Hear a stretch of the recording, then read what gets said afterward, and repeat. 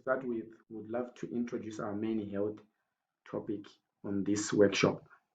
We are going on work how to fight the HIV virus and how we can help the world to reduce it from spreading. Our main targeted audience, we are going to work with mostly young people between the age of 15 to 35 because this is where the virus is increasing more and more. Therefore, we are here to focus on this targeted audience so that we can reduce the spread of this virus. The skills that we are going to use on this workshop, this is how we are going to start work with people to help to fight this virus. 1.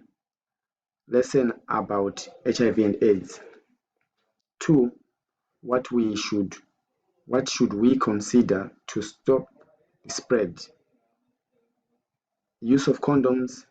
Male laxant condoms are the most effective way to prevent HIV and other STIs when you have sex. Get tested. Be sure you and your partner are tested for HIV and other STIs. Be monogamous. Get vaccinated. Don't dodge. Limit your number of your sex partners. Do not abuse alcohol or drugs. Another thing that we are going to focus on our workshop is behavior control.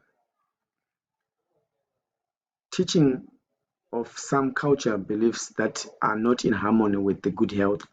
For example, bad ways of circumcision.